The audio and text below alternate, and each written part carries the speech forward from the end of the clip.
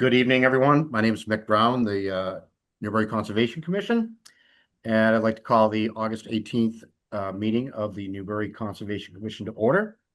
Mason, if you can read our preamble and remote meeting laws and take a roll call. As a preliminary matter, this is Mason Ferret, Conservation Agent in the Newbury Conservation Commission. Please permit me to confirm that all members are present and can hear me. Members, when I call your name, please respond in the affirmative. Mick Brown, Here. Harry Trout, Here. Bob Connors, Here. Frank Wettenkamp. Here.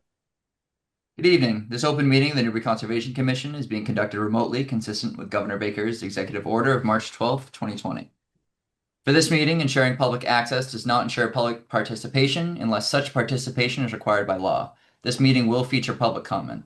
For this meeting, the Newbury Conservation Commission is convening by Zoom call as posted on the agenda of the Conservation Commission's section of the town's website identifying how the public may join. Please note that this meeting is being recorded and that attendees are participating by video conference. Applicants or their representatives may be called upon to speak and or share information to the screen if able on the fly. We're now turning to the first item on the agenda. Before we do so, permit me to cover some ground rules for effective and clear conduct. The agent will introduce each speaker on the agenda. After they conclude their remarks, the agent will go down the line of members, inviting each by name to provide any comment, questions, or motions. Please hold until your name is called. Further, please mute your microphone, please use earbuds, and please remember to speak clearly and in a way that helps generate accurate minutes. For any responses, please wait until the chair yields the floor to you and state your name before speaking. Board and committee members should be called upon in a first name alphabetical order to ease the process. After board and committee members have spoken, public comment will be afforded as follows. The chair will first seek questions through the chat function. When participants are using this function, please list your name, address, and then your question. The agent will then seek questions from the public who wish to speak. They'll be asked to identify their names, addresses, and questions. And once the chair has a list of all public commentators, they'll call on each by name and afford 3 minutes for any comments. Finally, each vote taken in this meeting will be conducted by roll call vote. Okay, well, thank you, Mason. Our first order of business, well, first of all, welcome everyone. First order of business is to our upcoming meeting dates. So our next meeting will be held on September 1st. And next will be our meeting minutes review.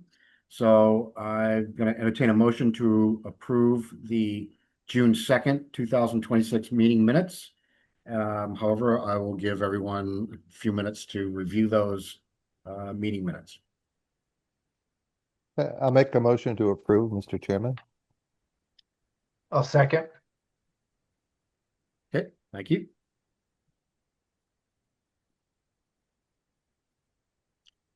Okay, any questions, additions, comments regarding the June 2nd, 26 meeting minutes? Nope, I don't. Okay, can we have a roll call vote? All in favor? Mary is not with us tonight. Woody? No. Harry? Yes. Frank? Yes. David? David's not with us tonight. Bob Connors? Yes. And Mick Brown votes yes. Okay, next item on the agenda is the meeting minutes from July 7th, 2026. I'll entertain a motion to approve those minutes. I'll make the motion. Second. Okay, I'll give people a few minutes here, 2 minutes to review those notes.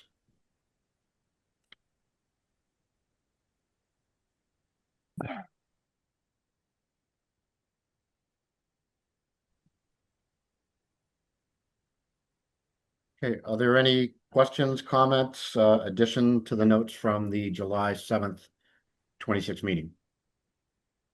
Nope. Okay, so we'll take a roll call vote. So all in favor, Harry? Yes. And Frank? Yes. David is not with us. Bob Connors? Yes. And Mick Brown votes yes. Okay, so our first order of business is a request for certificates of compliance.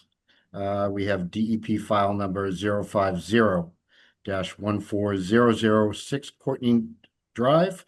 The applicant has submitted a request for a certificate of compliance for the construction of an addition and after-the-fact approval of tree clearing. Mason, can you provide your comments on this one? Yep. So this was submitted by Hancock for Mr. Ron Gerton at 6 Courtney Drive. They've acknowledged that they did a site visit in July 21, 2026, confirming that the plan conforms with the approved order of March 22nd, 2023, and the engineer certification and request for a full certificate of compliance. So the project was permitted for an addition off of the existing house in front of the pool area. I'll pull up the plan now. And the mitigation planting was on the back side of this retaining wall. Pool area is to the right here for some previous tree clearing that was done. The original approved plan here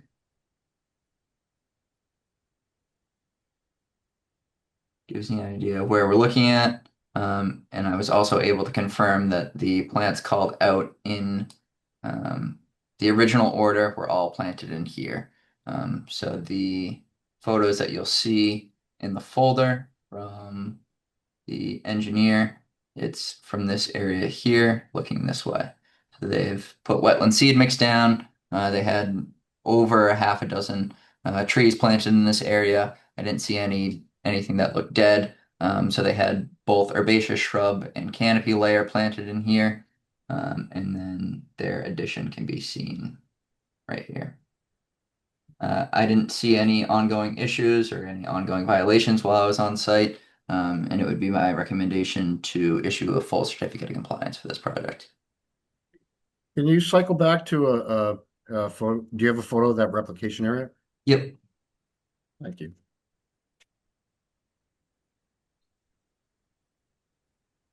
That looks like pretty good survival rate there, in your opinion, Mason? Yeah, definitely.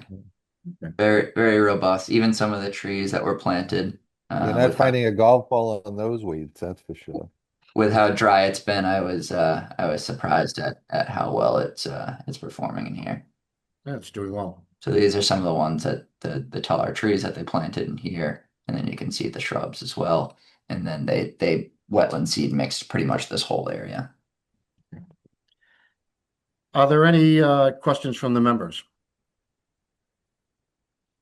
Nope. Nope. All right. Mason, are there any raised hands or questions from the public or any chat messages at this time? Seeing none.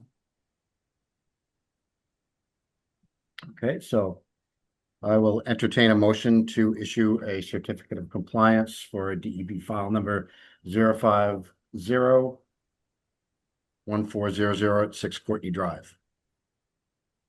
So moved. Second. Thank you. And roll call vote. All in favor? Harry? Yes. Frank? Yes. Bob Connors? Yes. And Nick Brown votes yes. Just for the record, before we move to the next meeting item, Woody is just joining now. Oh, okay.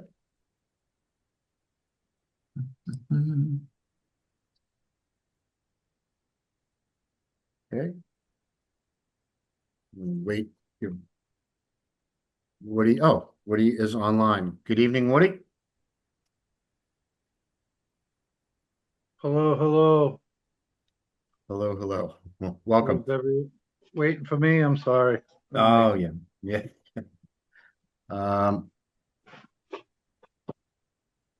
Next order of business we have, I believe, Mason, is 84 Boston Road, DEP file number 0501377, requesting a certificate of compliance. The applicant is submitting a request for a COC for the construction of a yard and workshop. Mason, your observations, recommendations. Yep. So this came to us in June of 2025. The applicant had requested a COC They provided the as-built that I will share here to both us and planning. Most of these, the ones that I'll highlight in orange here, had to do with stormwater. The couple of them were kind of irrelevant to conservation implications, like the location of the dumpster. The holding tank wasn't an issue that I saw at all. The only thing that I wanted the applicant to address for tonight's meeting was the additional pavement that was added to the left access drive and behind the back left of the building. And I'll pull this up. But from a conversation that I had with the applicant, it sounds like this was already proposed to be compacted gravel. They've since updated everything with the planning board, had everything reviewed by the town's peer reviewer, and have had everything signed off by the planning department and the town's peer reviewer.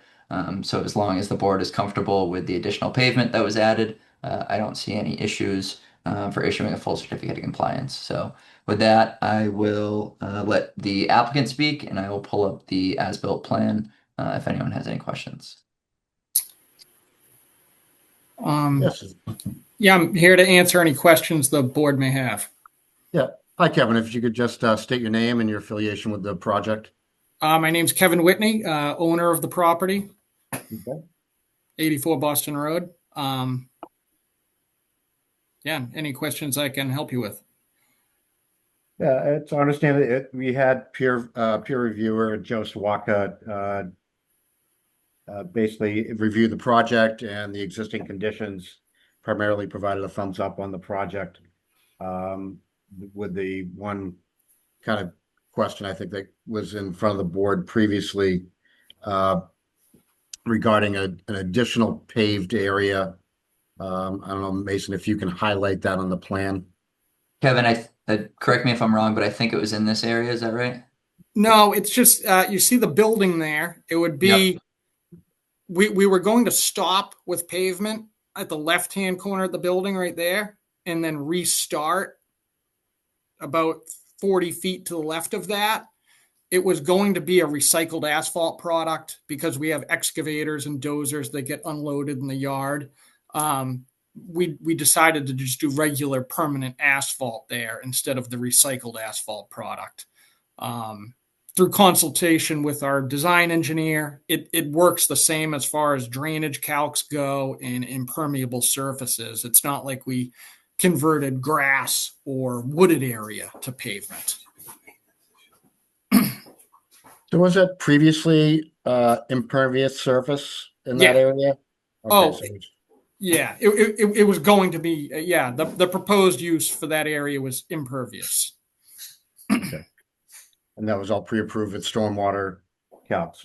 Yes, correct. Are there any questions from the commission? Nope, I don't.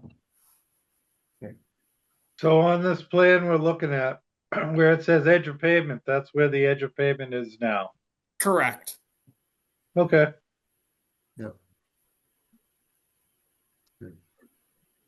And also, we were discussing too that this paved area is also upgrading of a retaining wall that's serving as protection to the BVW kind of to the northeast, correct? Correct. Okay, no other questions from the commission at this time? No questions. Okay. Any questions from the public? Any raised hands, Mason? Seeing none. Okay. So, any requests for a site visit? Any additional observations, reports from the commission?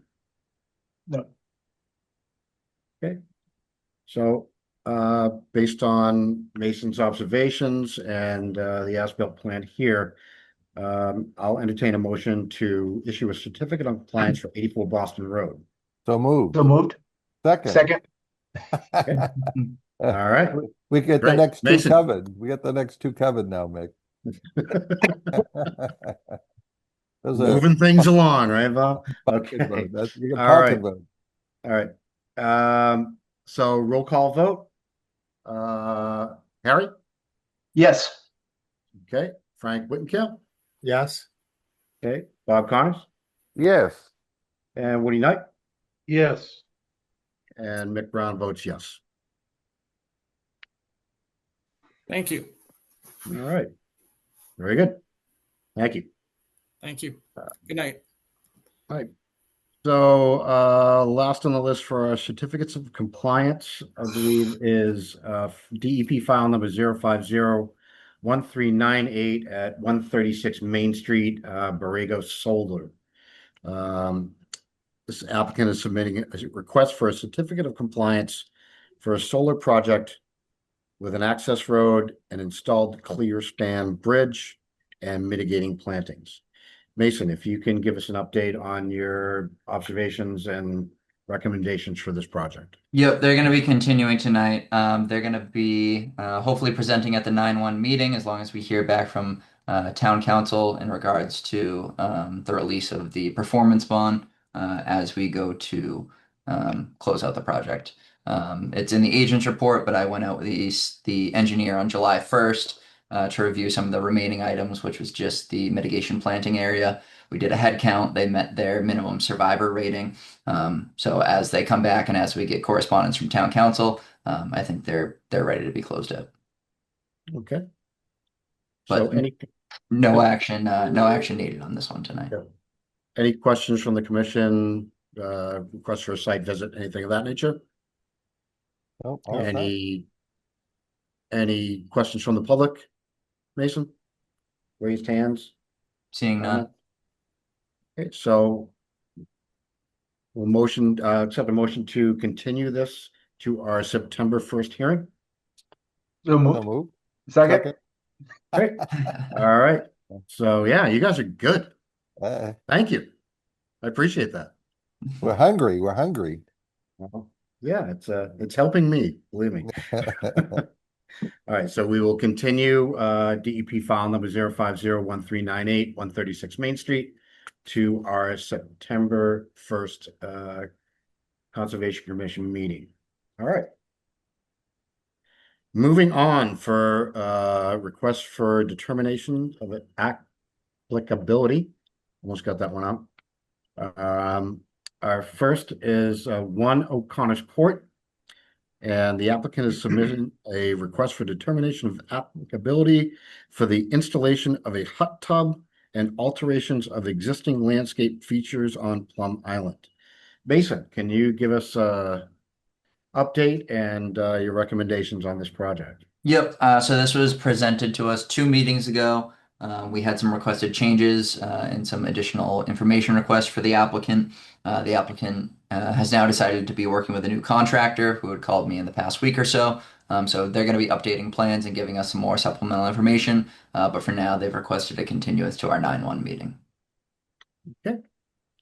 Any questions from the commission? Request for a site visit? Anything of that nature? Okay. Any questions from the public? Seeing none. Okay. So I'll entertain a motion to continue to our September 1st meeting. So moved. Second, There we go. Roll call vote. All in favor? Harry, Yes. Frank, Yes. Woody, Yes. Bob Con, yes, and Mick Brown votes yes. Okay, moving on. We're making good time here, folks. Our next RDA is for the Newbury Elementary School. The applicant is submitting an RDA for removal of hazardous dead white ash trees in the buffer zone and within prescribed resource areas.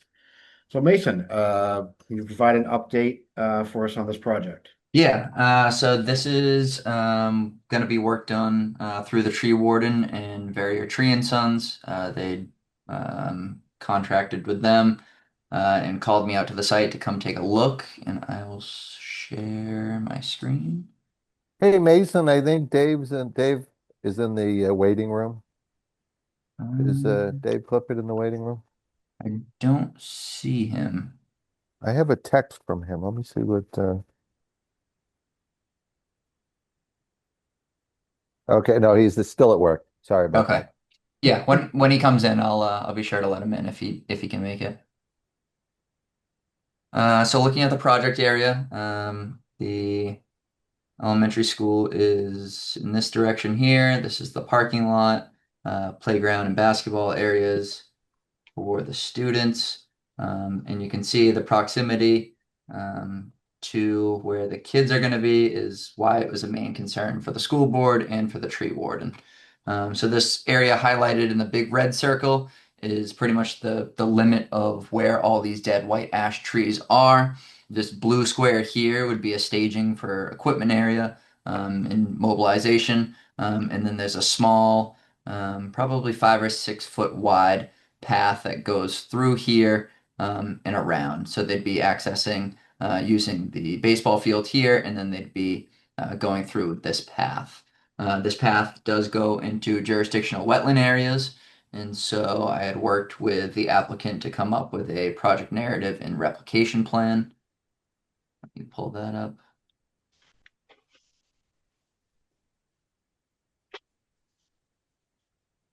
So just to give everyone an idea, this is a perennial stream that runs in back of the elementary school here, and then the associated buffer zones are right in here. So we're right in the buffer zone, or potentially right in bordering vegetated wetland resource area here, hence why they're coming in for the RDA. And then I will share the project narrative here. Ultimately, what they're going to be doing is coming in, cutting the trees, dropping them exactly where they are. What is causing these white ash trees to die is the emerald ash borer, which is a invasive beetle. So it's pretty much killing all this white ash. And there was discussion before they came in if there was any benefit in removing the trees from the site. After talking with the tree warden and the person who's going to be contracted to do the work, it actually proposes a hazard to remove them off site, because then you're spreading these beetles everywhere. If it's not an absolutely perfect cleanup, you risk spreading them in different parts of town, at dump stations and things like that. So with about 20 or over 20 white ash trees already dead in this area, the tree warden and the contractor are confident that removing these and following them in place isn't going to add to the problem, where this is an area that's already infested. It's really, the purpose of this is really just to remove the hazard next to the playground and next to the parking lot for students and staff at the elementary school. So I'll pull up this project replication plan here. The plan, like I said, trees would be falling in place. A small machine would be brought in to move things around if need be, to keep things off that 5 or 6 foot wide path that I had mentioned. And as the machine goes in there, as any work is done in that area, any soil that's disturbed, we're proposing to reseed with either a buffer zone or wetland mix, and then stabilize with a salt marsh hay to make sure that we get full regrowth of that area and it can return to its previous state without the dead white ash trees.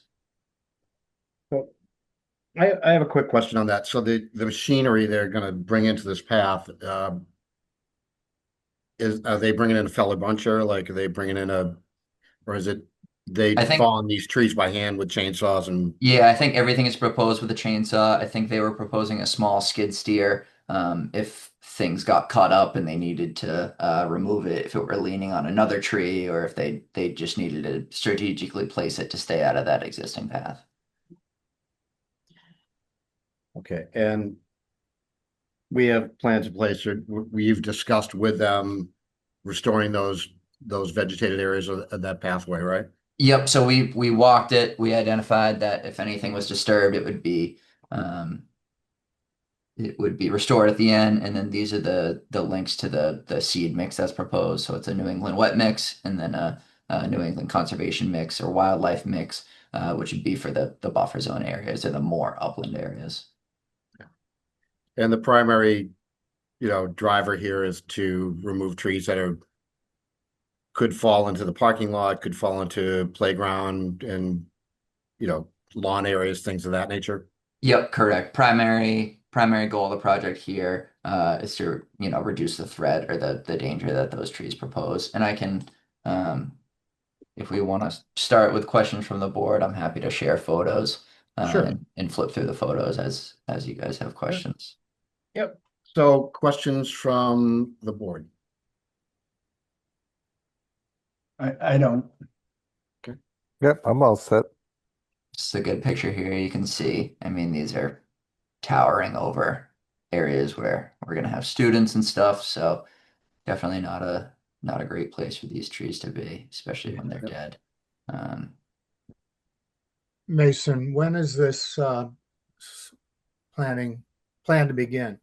So they'd like to get everything done before the school year starts. So with it being August 18th, once I'm going to try and hopefully issue the negative determination if it's voted on as soon as possible.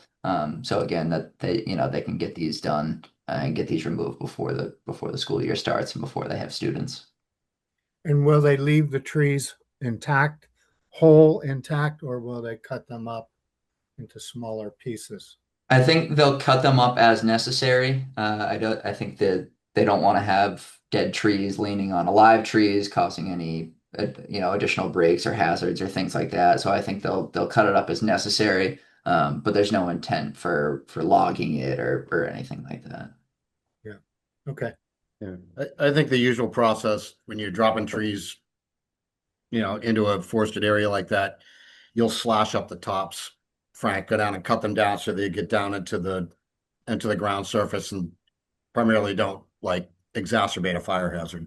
So you want to, I'm sure I would condition that, but I think, just make sure that the trees are slashed properly to, minimize any fire hazard. Mick, is there any wisdom to take the ash out of there because it's infested? Would that help with the remediation? Actually, well, Mason covered that kind of at the start, but Oh, okay. removal of them without like a definitive disposal, like unless you were going to incinerate those trees. Okay, gotcha. Gotcha. Yeah, it's really all you're doing is you're potentially what's in the wood is the ash borer larvae, and that's what bores through the wood and kills it. It's not the adult itself, but the ash borer larvae eat through the wood and then they pupate and then they go making other ash borers. So leaving them in place basically contains them to that area. Kind of agree with the tree warden where this area is already infested. It's already affected the ash trees. Leaving them in place is most likely going to have the minimal amount of impact. It may have an impact on other existing ash trees, but you're not transporting that all over town. So generally, I think deadwood like that, you'd like to see it removed, but unless you can remove it and guarantee you're disposing of all the insects, you really can't guarantee that. So I think this is, in my opinion, a better option just to leave them in place, slash them down, and eventually when they run out of ash trees, that's when it'll stop. So Yep. Thank you for the answer. Yeah. Any other questions from the commission? No. Any questions from the public, Mason? Seeing none. Okay, so I'm going to entertain a motion to issue a negative RDA with conditions that the trees be slashed down to, minimize the fire hazard. So basically cutting the tops down so they go down into the understory. And also to limit the use of the machine only when needed and where needed. And that will, I think, help them if they don't need to, if everything falls to the ground and they can cut it down, great. They don't need to bring a bobcat in there. That'll also reduce the amount of area that they need to reestablish with wetland plantings. So moved. Second? All right, so I'll put it up for a roll call vote. Woody, Yes. Barry, Yes. Frank, Yes. Bob Connors, Yes. and Mick Brown votes yes.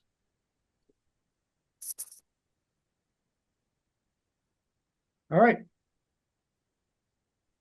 So that ends our request for RDAs.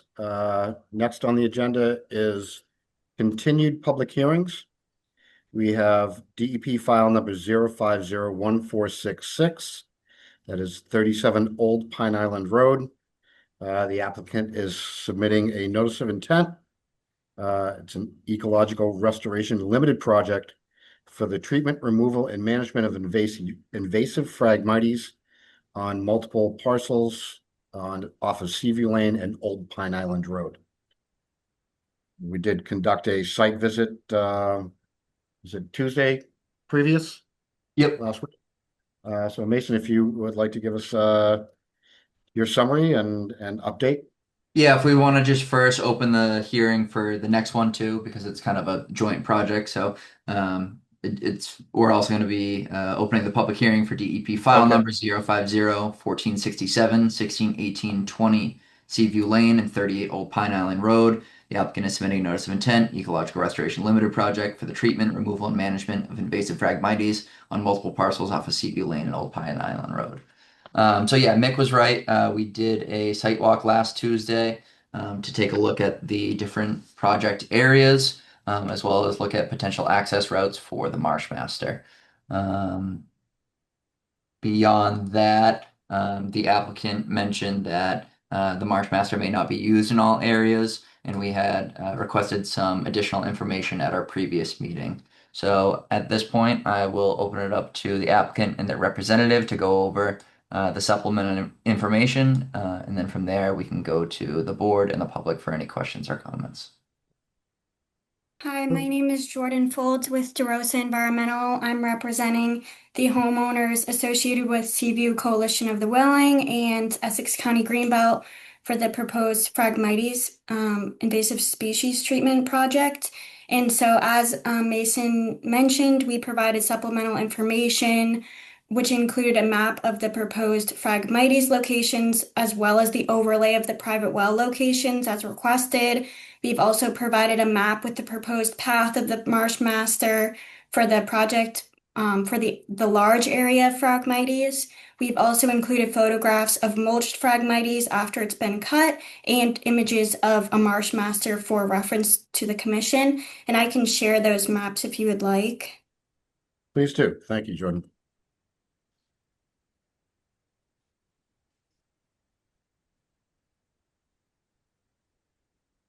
So this is a map of the overlay of the well locations and the Phragmites locations. The Phragmites locations are in red and the well locations are in blue. I'd like to emphasize that they are the project is downslope of the drinking water wells, and glyphosate is inactivated by absorption into the soil. There's proposed 30 gallons used, but only at 1.5% of that is going to be glyphosate. The activity level is low and dissipates rapidly over time with a half-life in the environment of approximately 47 to 60 days. And I wanted to emphasize that Rich Ruby is going to be the licensed applicator who will perform best management practices for the herbicide application following guidance from DCR and Mass DEP. Next, we provided images. Here you can see the Marshmaster example photo. I'll zoom in a little bit so it's easier to see. This was on another property, and as you can see, I know a concern at the last meeting was the level of Phragmites on the marsh after it's been cut, and as you can see, it's very compressed and mulched after it's cut, so it's not as thick of a layer as was a concern in the last meeting, and it has a ground pressure of approximately 1 psi. Here is an image of cut Phragmites after it's been mulched. This site is from Manchester, Mass. Our company does a lot of Phragmites projects, and oftentimes we do leave the Phragmites after it's been cut. And then this is an image of recovered salt marsh after Phragmites have been cut and there has been herbicide treatment. This is the salt marsh during the growing season. And then another map we provided was of the proposed path of the Marshmaster to the large area Phragmites, and as you can see, it would proceed through Old Pine Island Road and then the most direct route across the salt marsh to the area with the most Phragmites. We are proposing to use hand cutting tools like weed whackers for the smaller areas to cause less disturbance to the salt marsh, and then those areas would be treated with a backpack sprayer. And then some other questions that were brought up during the site walk was about the cutting of the Phragmites with the weed whacker, and it's going to be about 6 to 8 inches above the ground, so it's not going to go all the way to the ground. Additionally, another question that was brought up was about Polaris, another type of herbicide, and I did some research on that. And although it is an effective herbicide against Phragmites, it does have a considerable higher amount of soil activity, and that's why it's not proposed as part of this project. Additionally, our herbicide applicator, Rich Ruby, has significantly more experience with glyphosate and feels more confident utilizing that herbicide. Some other things that were brought up was there was a letter from the abutter, one of the abutters for this project, with concerns about the drinking water wells. And I just want, and in regard to the high water levels and tides. And so for this project, the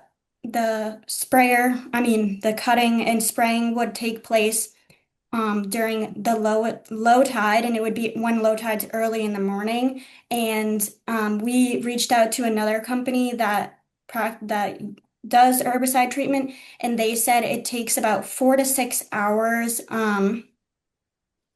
4 to 6, where's my notes? Of contact time to penetrate into the frag, so timing wouldn't impact when the tide is high.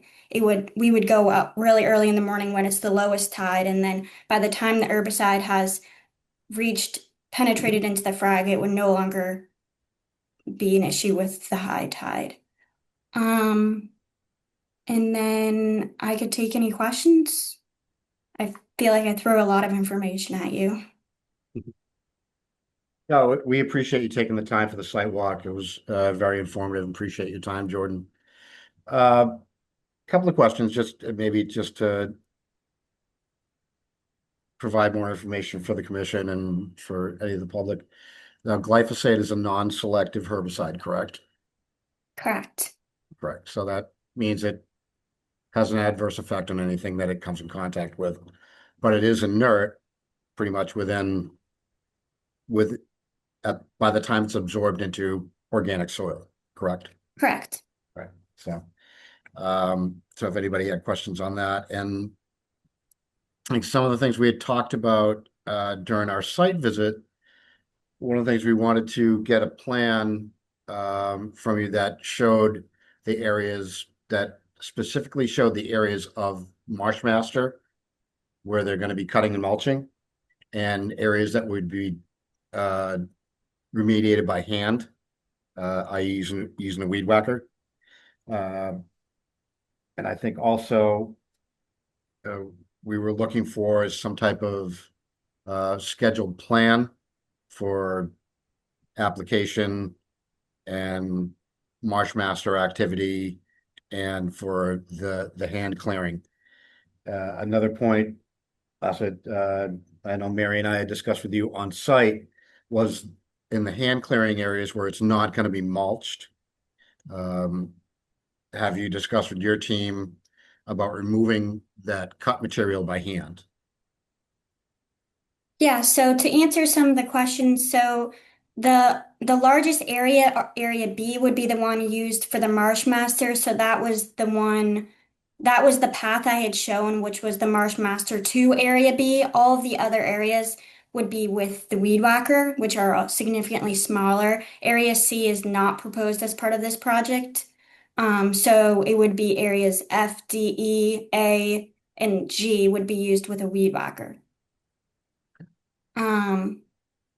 And then in regards to removing the cut frag, we had discussed this with Rich Ruby, and he did say it would be a significantly more complex process to have it removed because it would require a waiver from DEP in order to have an approved trucking company, an approved location from DEP to bring the Phragmites and or have it brought to an incinerator, and there would have to be receipts for the travel of the Phragmites. Additionally, Rich did emphasize the risk of increasing the infestation by moving the Phragmites, and if it's potentially comes off the truck when you're driving, or just increasing the risk of spreading it when you're removing it from the site, that he did want to emphasize as a concern. Okay. All right, Question. Mason, I mean, I've seen these frag strands be burned too. I mean, I know that the concern is that because of the height and density of the Phragmites, that it could be 12 inches thick of debris or whatever you want to call it, or the cuts. Has anyone looked at, or is there an issue with Jordan? So is it possible to burn these, and what would be the process if it's allowed? I don't know. So that would require a burn permit, and I know one of the major concerns of the applicants was the fire risk of potential Phragmites fire. So it was brought up during the site visit about the fire that was behind Dunkin' Donuts, and I know that that was one of the concerns of why they wanted it removed, and so they're very hesitant slash concerned about burning the cut frag after. Yeah, no, my question was what would be the process to do it, not the concerns of why they don't want to do it. The process would be we would need to find someone that would oversee the burns, and then we would need to receive a burn permit from the town. Okay, so it's going to local fire department, having a burn permit, and possibly having a fire detail to monitor it during the burn period. Yes. Okay. Thank you. I have a question, Jordan. Would this process be performed like during raining, wet weather? No, so they would only spray when there's going to be a couple of days of no rain, and also when there's little to no wind. Okay. Thank you. Mhm. I'll Any just other- share a couple comments from one of the commissioners that isn't able to be here tonight, but they had asked to provide a plan for the minimization of impacts to non-target species. So I know when we were on site, we were all able to view that there was a little bit of marsh elder kind of scattered through the Phragmites areas.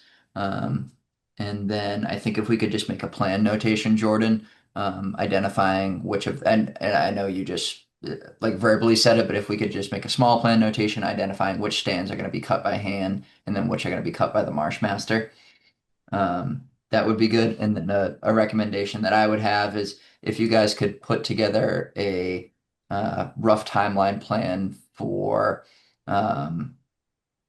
scheduling for removal schedule, for treatment schedule, and for a monitoring schedule, how often you would be reporting and things like that. And then I think that that would probably fit in special conditions later on. But those are the recommendations that we had from myself and then board members who weren't able to attend tonight.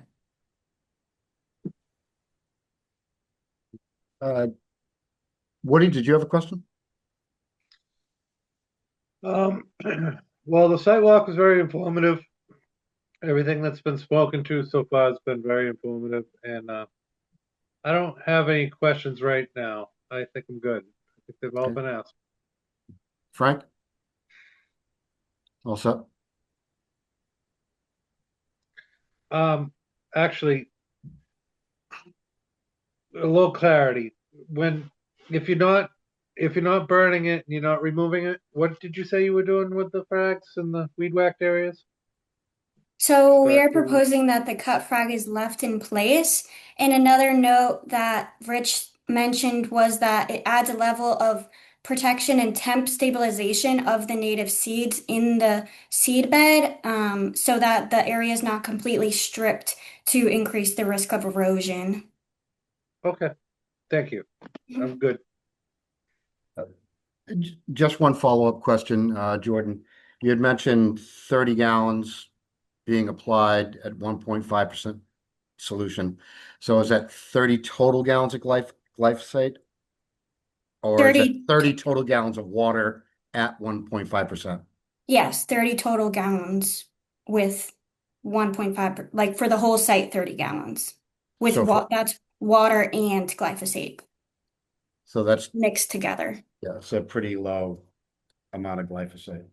Yeah. So you're looking at, yeah, less than a gallon, really, Yeah. correct? Okay. Mason, are there any questions from the public?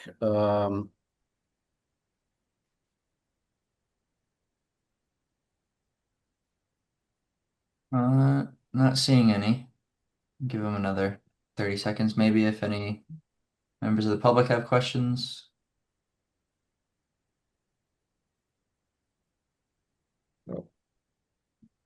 Okay. All right.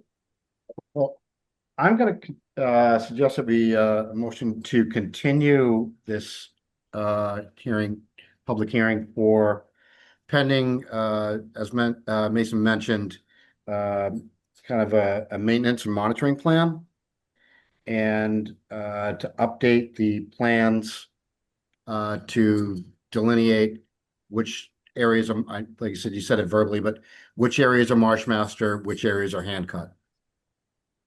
And so we did include a monitoring plan as part of the NOI submission. Would we be able to include these requests as conditions under the order of conditions, or would they need to be updated before that can be issued? Good question. Yeah, it's a good question. Bob, could we accept the ones from the NOI? Is that, Well, it's part of the file, so it's applicable till it's updated or withdrawn. I guess the question, Mason, do you have any concerns on the process that was submitted with the NOI? For maintenance and monitoring, let me, Right. I'll pull that up for everyone to take a look at.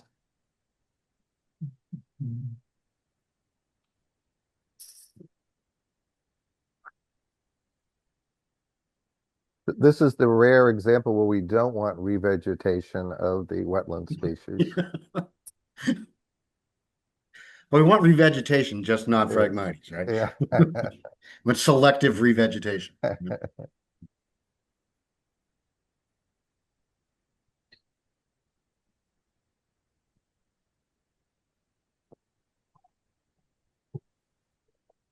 Yeah, so Jordan, did it include, what's the reporting mechanism to the agent? Pre-meeting before you start, and then what's your follow-up review and report writing to the town at the conclusion?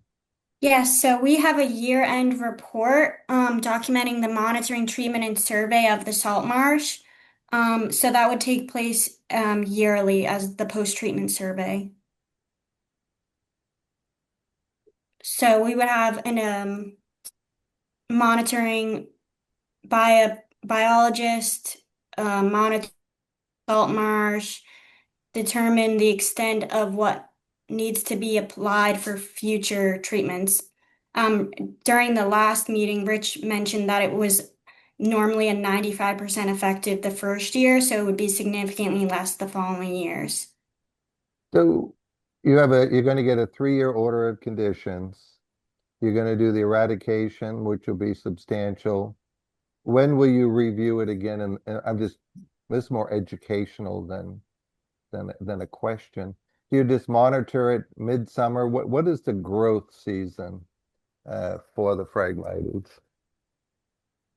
So I believe it's the spring, Okay. but the cutting wouldn't take place until after August 15th as a requirement from Natural Heritage. That was their comment on the project.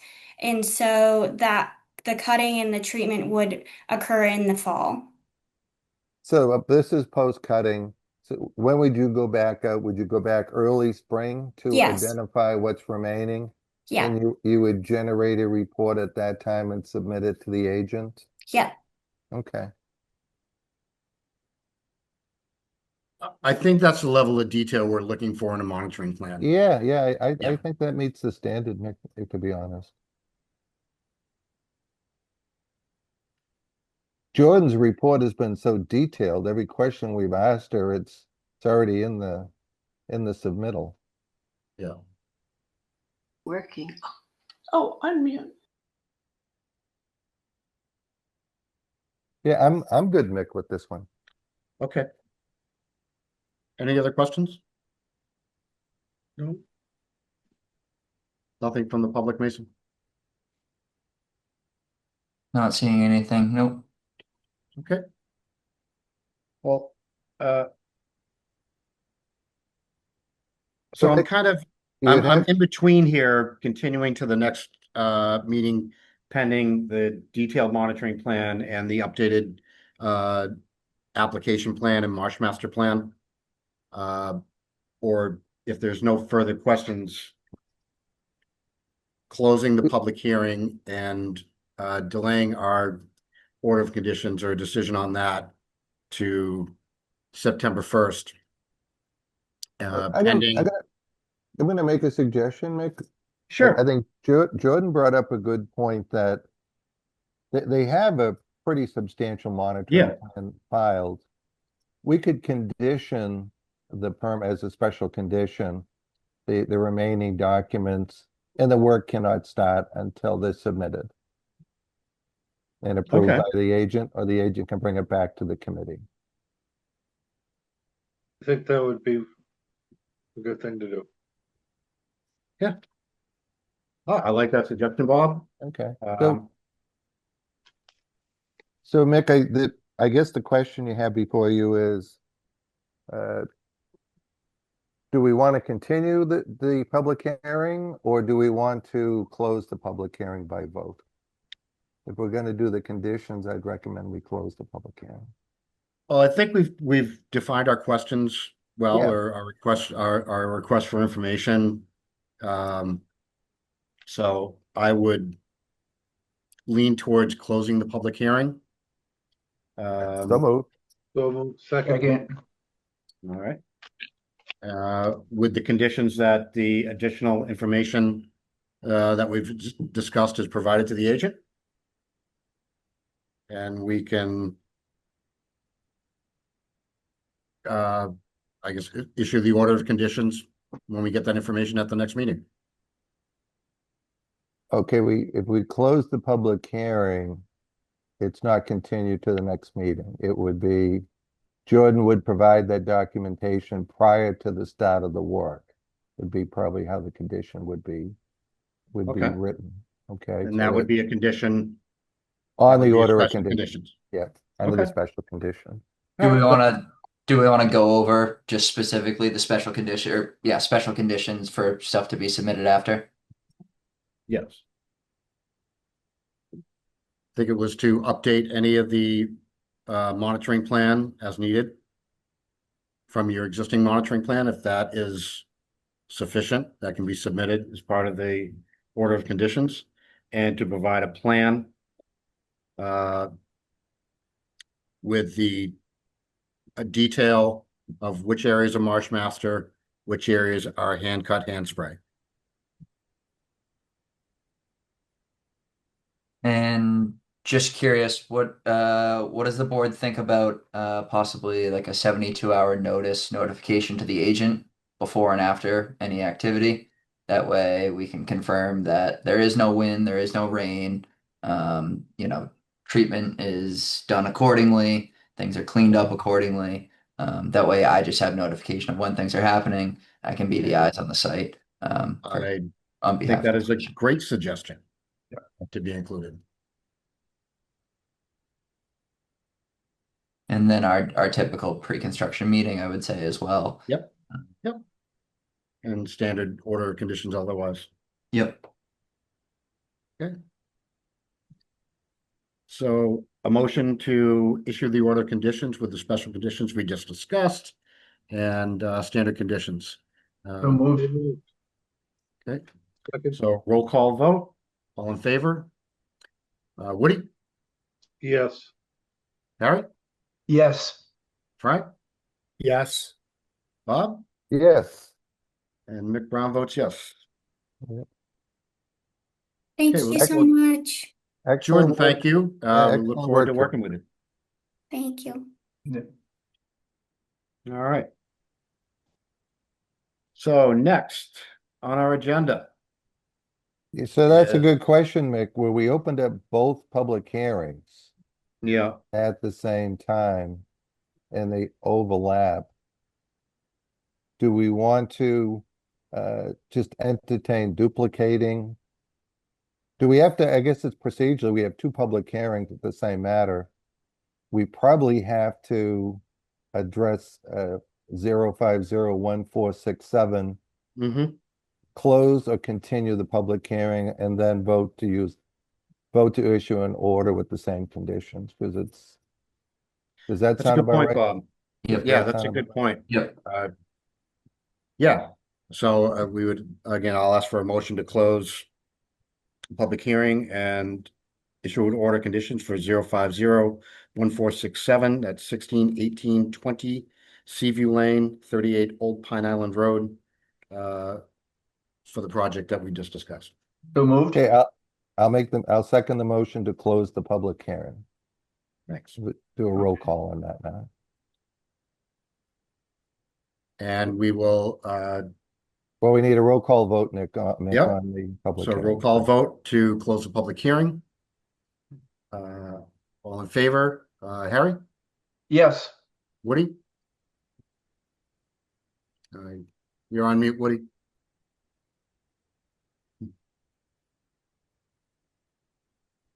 Yes, sorry, I sneezed earlier. Thanks, Woody. Thanks for protecting us all virtually. Frank, Yes. Bob Connors, Yes, and God bless you, Woody. and Mick Brown votes yes. So we will issue, also, I'll take a motion to issue an order of conditions duplicate to 0501466 for DEP file number 0501467 161820 Seaview Lane, 38 Old Pine Island Road, for the project discussed. So moved. So, second, Okay, roll call vote, all in favor? Woody, Yes. Harry, Yes. Frank, Yes. Bob Connors, yes. and Mick Brown votes yes. All right. Well, killed two birds with one stone, I guess, right? Two Phragmites strands at Wednesday. All right, next order of business, continued public hearing for 0501469 62 Fordham Way. Applicant is submitting a notice of intent for an addition and deck expansion on Plum Island. Yeah, so, oops, sorry about that. No, We, do you have an update? We did a site walk here after the Phragmites project site walk last week. We were able to look at the area of the addition, and the applicant is requesting a continuance as they need to go in front of the Zoning Board of Appeals. So they'll be submitting to the ZBA, and this will likely be continued on our agenda until they have enough direction from the ZBA where they know that their site plans won't be changing much. So the applicant has requested a continuance to the 9/1 Conservation Commission meeting. So I will entertain a motion to continue to our September 1st meeting. So moved. Second, Okay, roll call vote, all in favor, Woody, Yes. Harry, Yes. Frank, Yes. Connors, yes. and Mick Brown votes yes. Team, there's an interesting twist. The state has just approved its budget, and in it had a line item where that all existing non-conforming lots, which covers most of Plum Island, it now by right can build to the property line setback and the height. There's no more FAR or lot coverage, and it supersedes the PIOD. So a lot of these zoning cases are going to go away. There's a memo from town council and talking to the chairman of the ZBA. So it's going back to, if you have a 10-foot setback on either side and 20-foot on the front and 30 in the back, technically you by right can then build to the property setback of the zoning district. So it's going to be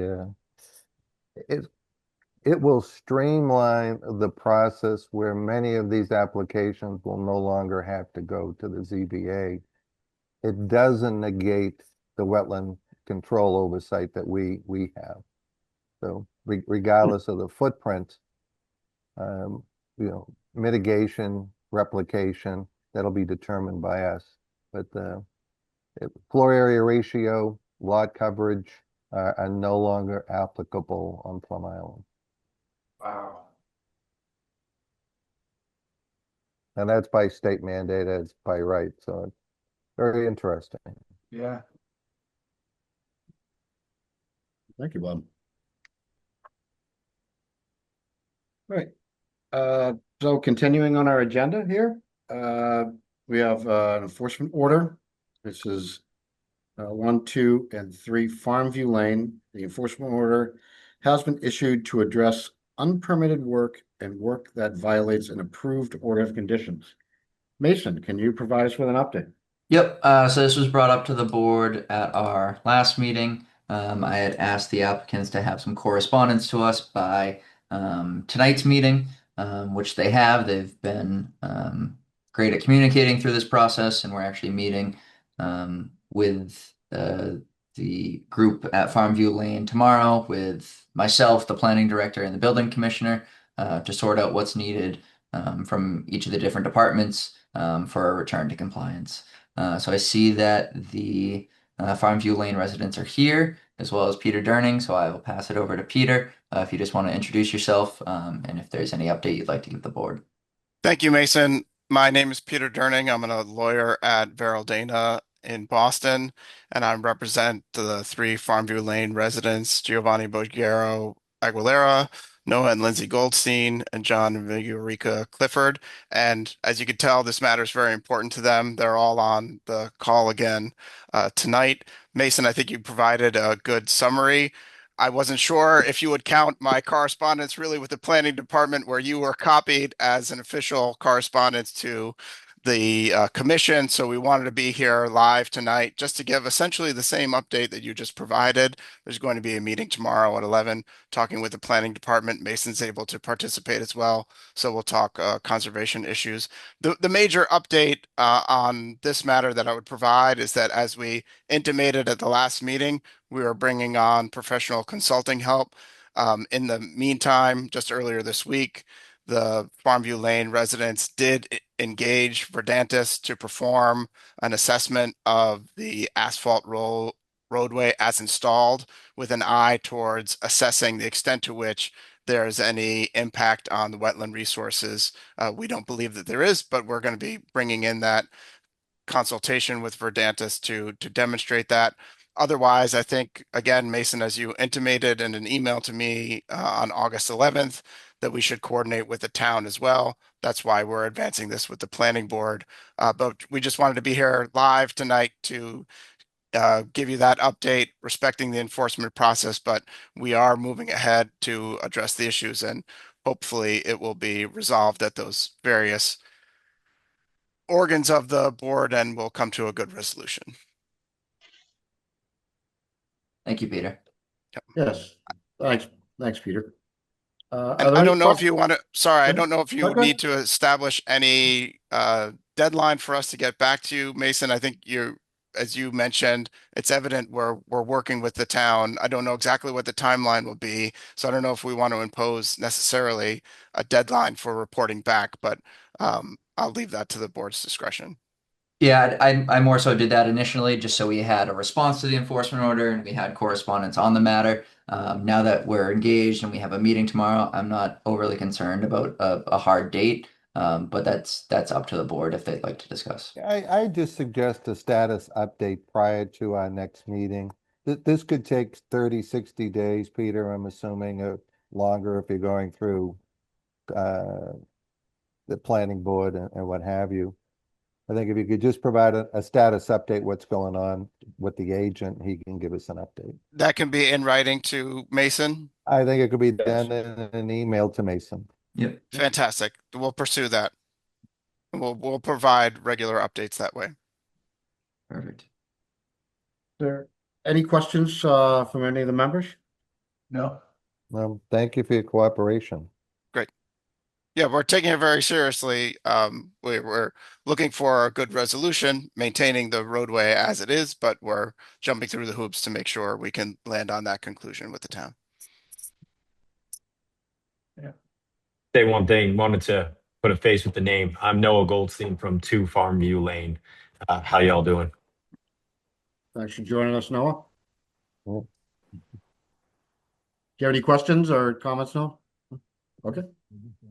We're moving as fast as we can with this because obviously all our families are involved. We have young kids, babies, and all that, and we just want to get this resolved. Yep. Oh, we appreciate Wow. you guys working through it with us. Great. Thank you Yeah. very much. Very good. Thanks for your time tonight. So at this time, Peter, you're requesting a continuance to the next meeting? Yes, but it may be just a correspondence to the agent, whether or not, I suppose if you want us on the agenda, you can, but I think we'll be providing the updates to Mason, and unless requested, won't be appearing in person, unless there's something more for the commission to decide. But Yeah. for the formality, yes, we can continue to the next meeting. Thank you. Sorry. Yeah. I would just suggest, Mick, we'll keep this on the agenda as an Mhm. action item until the matter is resolved, and email updates, as long as Mason's happy, should be, I think that might be sufficient. Very good. We'll proceed in that manner. Yeah.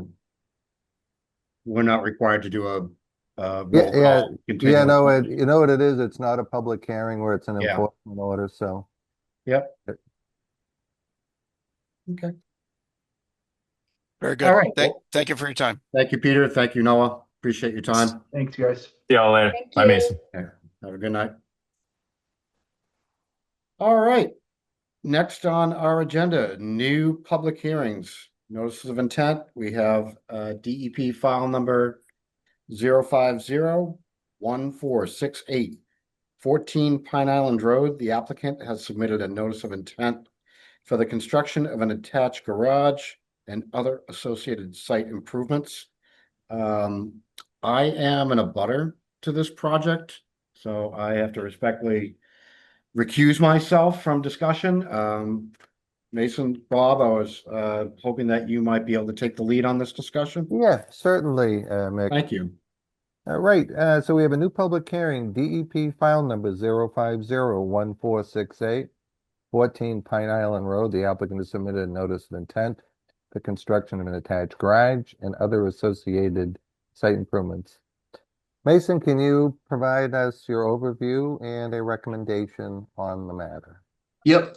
So just a history for this project. This came in front of the board in September of 2024 as an RDA for the expansion of the house and an addition with the garage. At that point, I don't believe we issued a positive determination, but I'm pretty sure the applicant withdrew their application at that point to resubmit as a notice of intent.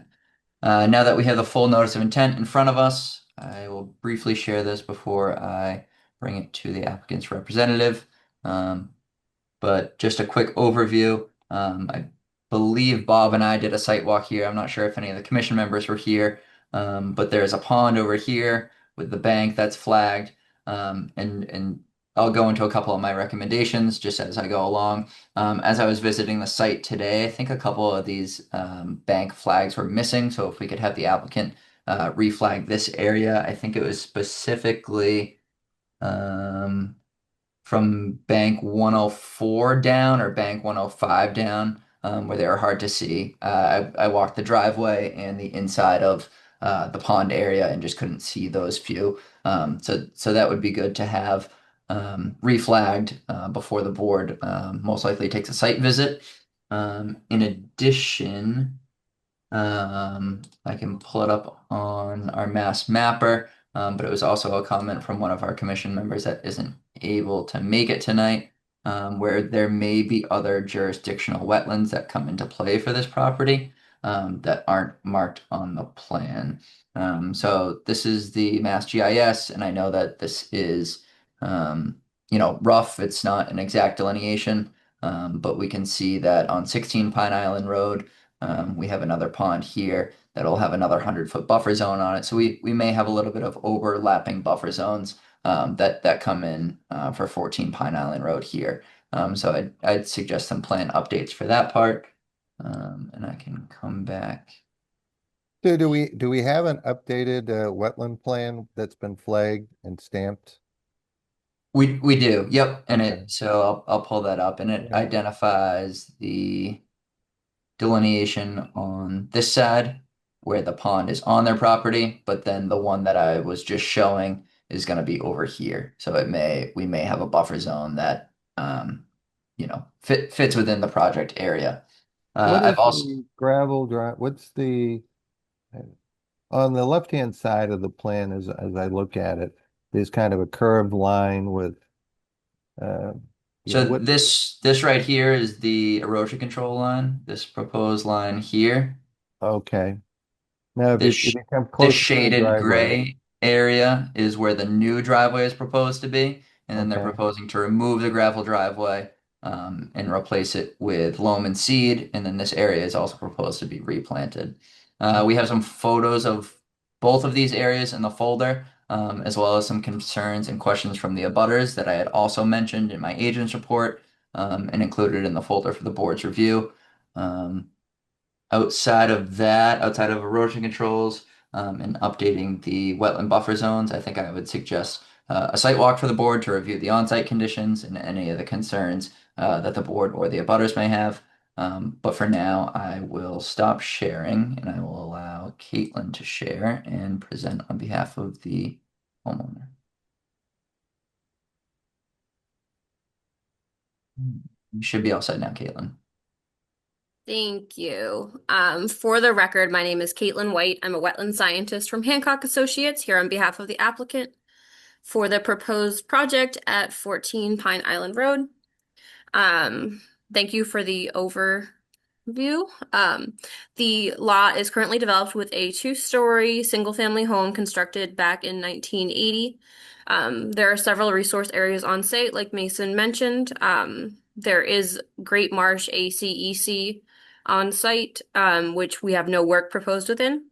We have floodplain on site, which the scope of work within floodplain is just the conversion of lawn to gravel.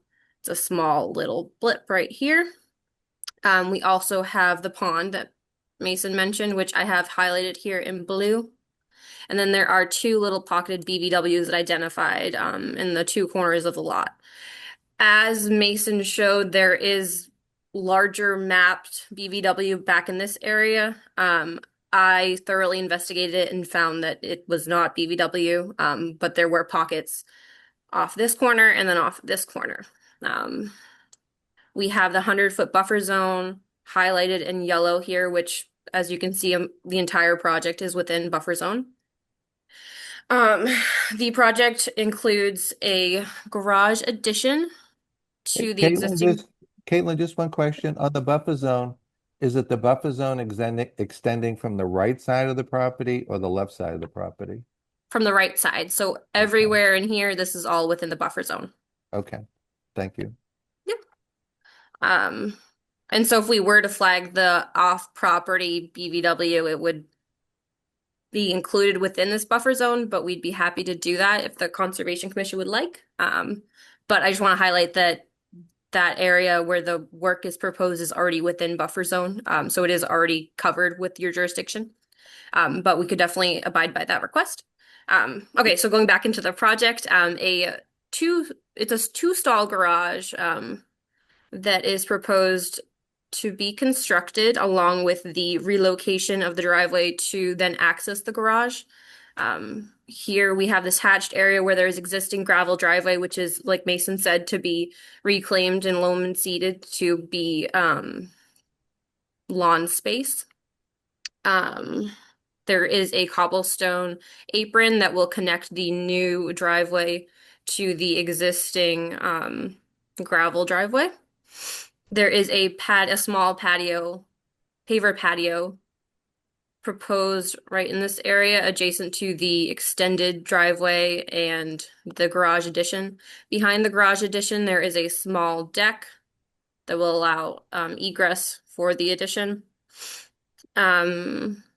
We have approximately 660 square feet of native plantings proposed directly adjacent to the pond area, just to stabilize that bank and reclaim some native space.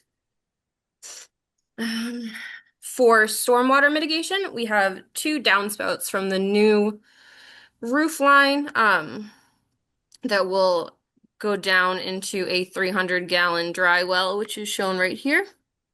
The dry well will just collect the excess stormwater runoff and use gravity to slowly release that back into the surrounding subsoil. As you see plainly on the plan, the addition is proposed as far from the pond as possible. It is on the other side of the house. And we are removing the driveway and moving it as far as possible, again, from the resource area. We are hoping that the plantings will stabilize the pond bank so that it continues to be a good resource on site, as well as introducing species diversity that's not currently present, so that wildlife can benefit from that. Erosion controls we are proposing, like Mason said, is this line here, this darker line. And here again, it will be silt fence and straw wattle just to protect the resource areas and any runoff. I Kayla, think what's the proposed square footage of the bituminous you're putting in? Is there a table showing what the mitigation, the pluses and adds to pervious, impervious? So I Yes, don't think we have a set chart with that, but I can definitely provide that. This is our mitigation breakdown with the plants we're suggesting.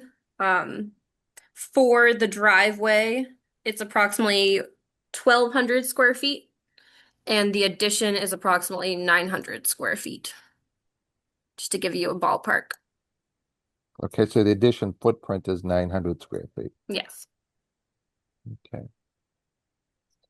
And the paver patio is 340 square feet, but there will be, stormwater will be able to infiltrate between the gaps in the pavers.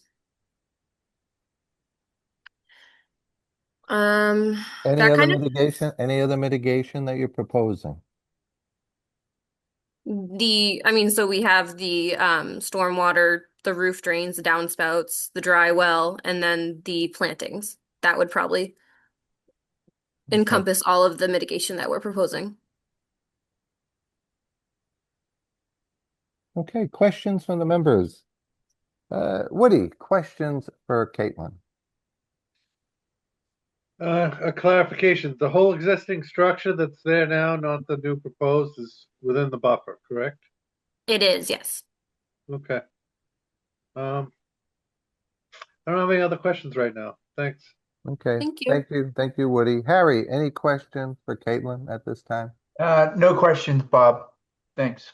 Frank, any questions for Caitlin at this time? Is the dark line, I didn't understand earlier, is the dark line on this, on the left-hand side, is that the erosion control?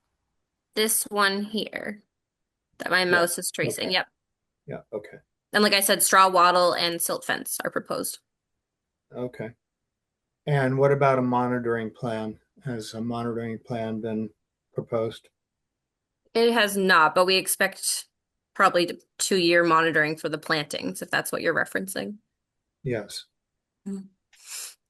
Yeah, that's pretty standard on new growth that we won't consider a certificate of compliance until the second growing season, and Mason's site inspection verifies a 80%, 70% success rate. So question, Mason, what jurisdictional allowance do we have within 100-foot buffer of a pond? Do we have any other restrictions that we have to entertain? Okay, I'm asking both of you, I guess.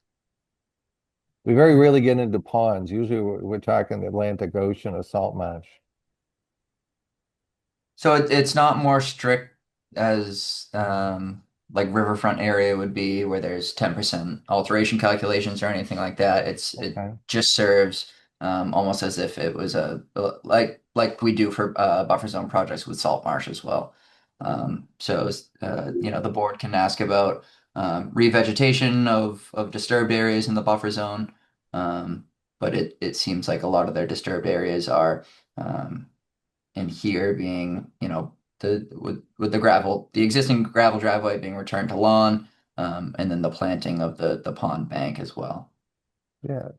So Caitlin, what I'm going to suggest is we're going to need a site visit for the members. Sure. And what I would ask is on the plan, if you can update that with a table, you're doing the 600 and what was it? Impervious calculations or just Yeah, pervious versus impervious. Okay. But I would also entertain that you're going to have to do some mitigation where you're within the buffer. Okay, some of the planting. Does the planting not count, the 660 square feet of planting? We Yeah, were kind of okay. offering that as mitigation, as well as the stormwater improvements. But you're adding 1,200 square feet of hot top, 900 square feet of addition, which are all hard surface and impervious.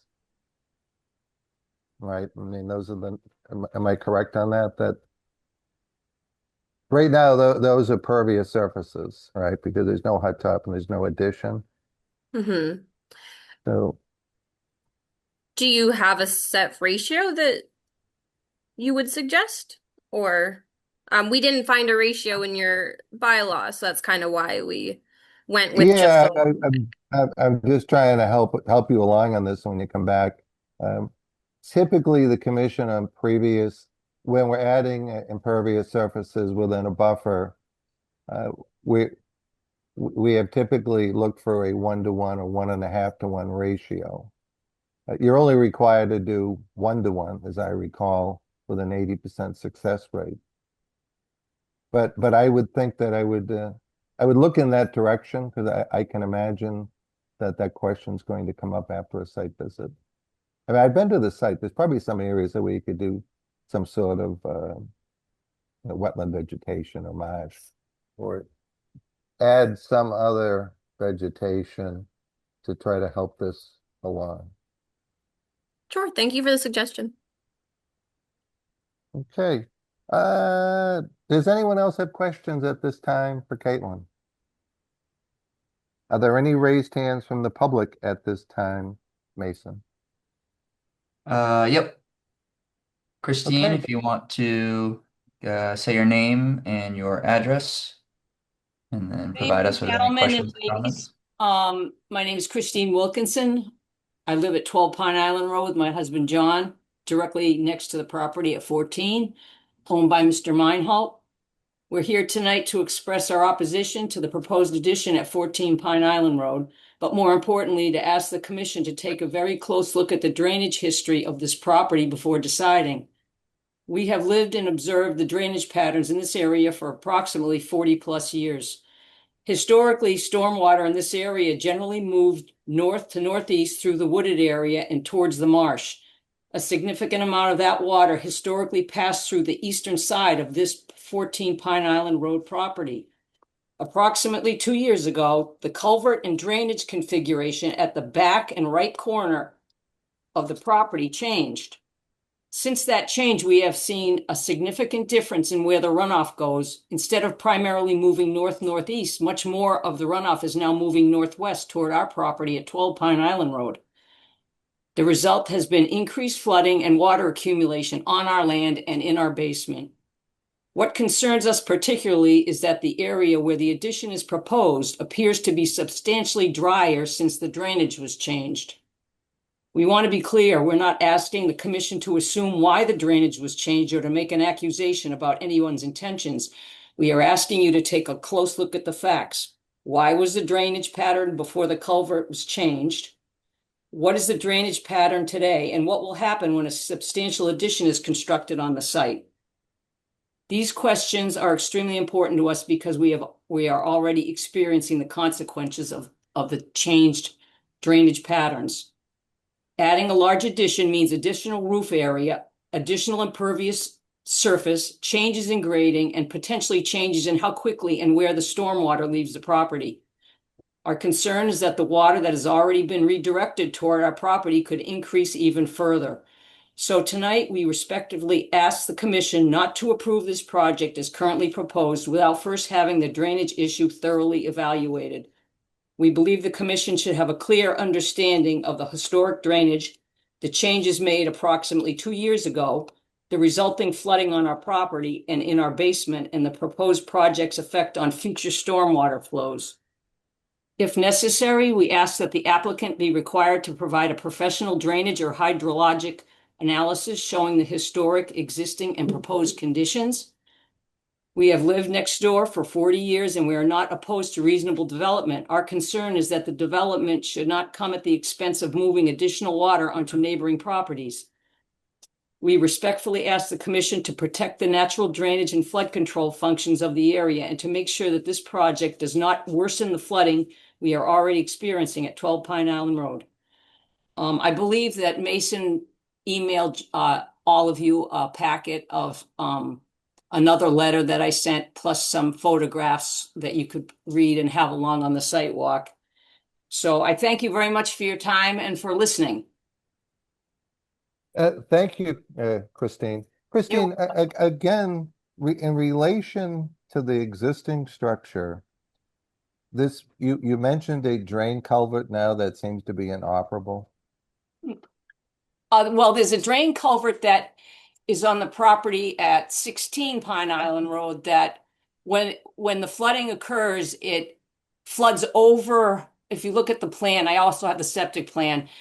The water accumulates in the pond on our side and partly on the Meinholz side. And if you look at the pictures I sent, it raises the level up to the banking top and it spills over the driveway first at down right ahead of the leaching field mound. And then it spills over the driveway, and to the left of the driveway, you can see when you walk there, there's a low area. It traditionally fills in there if the water table's high enough, and it also fills in the paddock that is attached to that shed. The previous owner, before the Meinholz owned it, I used to take care of her animals in her shed, and I'd have to wear boots to walk over there because the water was completely surrounding the shed. Where is your house in relation? Are you to the left of the house? No, we're to the right, and it's about, I don't know, maybe halfway up the property. It's probably right about where it says septic tank to be maintained and protected during construction, right in there. Okay. Mason, what is the footprint of the pond in this area? We see it certainly on the. You can do it on those mass. Yeah, I can show an overview. Okay. Yeah.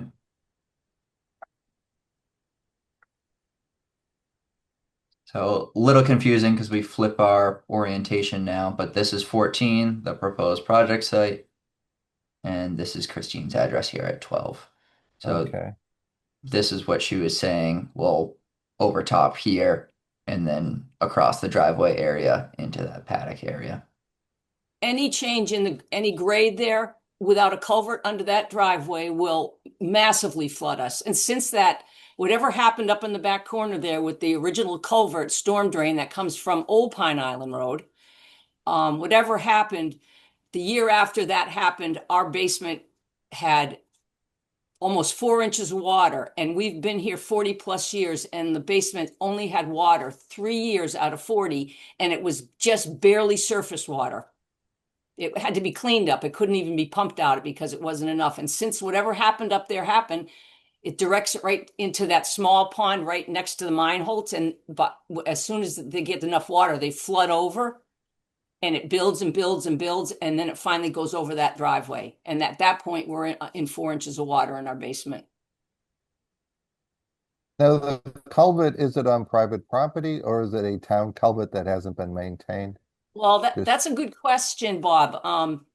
The culvert, from what we understand, we've lived here for so long, was put in illegally by someone who did work for the town. He used the town backhoe, and he put a culvert. If you go up on Old Pine Island Road, there's 2 catch basins right after you go by the town barn and go, the road drops down, and there's 2 catch basins.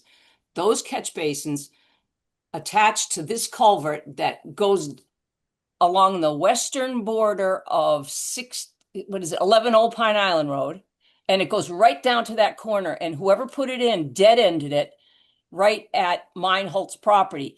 And when it happened, my husband's mother owned that property, and she didn't know what to do about it. It wasn't technically on her property, but a little bit of seepage would come down. But if you look at the elevation, it would come down and it would move to the right in the direction of where this proposed addition is going.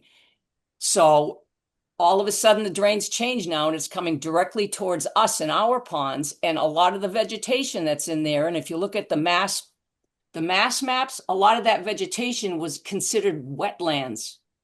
And I don't know if Hancock did any soil testing, but when the Meinholz bought that property, one of the first things they did is we listened to 4 months of chainsaws and brush cutters, and they made a lawn. But previously, before they bought it, the lawn, technically the lawn was only like 10 feet behind the house, and the rest was wooded. Now it's a lawn right up to the stone wall. So what I'm going to suggest, Mason, is, Christine, we're going to do a site walk Great. at this property. But Mason, why don't we reach out to the DPW department and have that would them be good. inspect the catch basins and culvert and see what's going on there. So Yep. basically, Christine, you're saying this is off-site water from a culvert not on their property that seems to be working better now and flowing more. No, what happened is it used to come out, and it used to, because there was wooded wetlands in there, it would disperse. It wouldn't come out in a torrent. It's a stream now. Whatever happened, there's a trench dug. I don't know who dug it, but it's dug from the western border of 11 Old Pine Island Road, that very corner. It used to end right there, and there's a dug trench that goes right down into this little pond, which is most of it's on our property. You can see by the property line. Okay. And now it runs most of the year. Instead of behind the house. So, all we want out of this is we don't want more stormwater backup, and we don't want more impervious surface. If they manage a culvert under the driveway, that would be perfect. And between 14 and 16 Pine Island Road, I found one of those mass maps that has a culvert on the map. And the culvert that's there now is plugged, but it does drain. And that's why the reason of the water pockets towards Pine Island Road on the right side of the property there, next to to the right of the Meinholz driveway, it pockets right in there because the culvert is plugged up. And it just trickles out. It doesn't handle it. It takes a couple of days for the water level to go down. Okay. So why don't we do this? We're going to require a site visit.